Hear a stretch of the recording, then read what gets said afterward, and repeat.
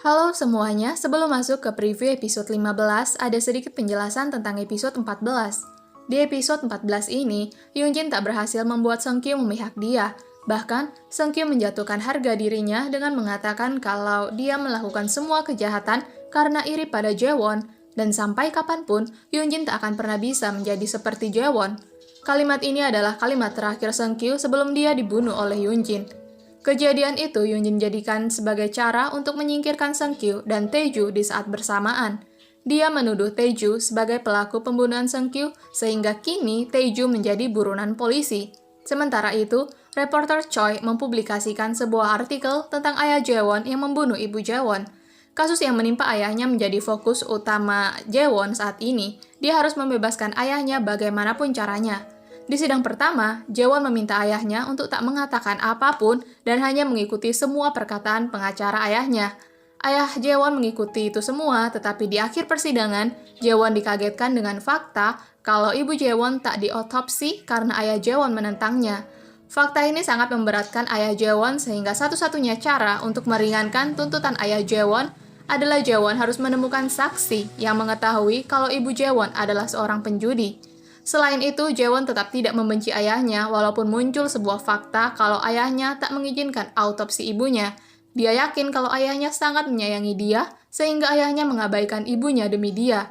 Di saat Jaewon sedang sangat bingung karena dia tak menemukan saksi, dia mendapatkan kiriman flashdisk dari Taeju.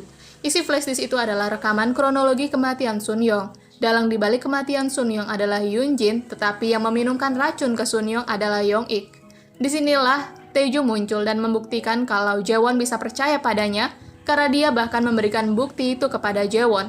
Selain itu, Taeju memberitahu Jaewon kalau dalang dibalik kematian Seungkyu bukan dia, melainkan Yoonjin. Taeju meminta Jaewon untuk bekerja sama dengannya karena Jaewon akan membutuhkan dia untuk menangkap Yoonjin. Selain itu, Taeju bisa menjadi saksi yang dibutuhkan oleh Jaewon karena Taeju adalah teman judi ibu Jaewon. Taeju memberikan ponsel pada Jaewon agar Jaewon bisa menghubunginya menggunakan ponsel itu jika Jaewon berubah pikiran. Di akhir episode ini, Jaewon belum berubah pikiran dan belum mau bekerja sama dengan Taeju. Dia menjadi saksi di sidang kedua ayahnya, tetapi kesaksiannya dipertanyakan kredibilitasnya karena dia pernah dirawat di rumah sakit jiwa. Selama persidangan itu, dia sangat ditekan dengan pertanyaan-pertanyaan yang menyudutkan dia sebagai pasien gangguan jiwa, dan hal ini membuat ayahnya tak sanggup melihat dia ditindas seperti itu. Untuk mengakhiri penderitaan Jaewon selama persidangan, ayahnya memutuskan untuk mengakui kalau dia adalah orang yang membunuh ibu Jaewon. Di preview episode berikutnya, Jaewon dan pengacara ayahnya masih membicarakan cara untuk membebaskan ayahnya, dan caranya adalah mencari saksi yang bisa membalikkan keadaan.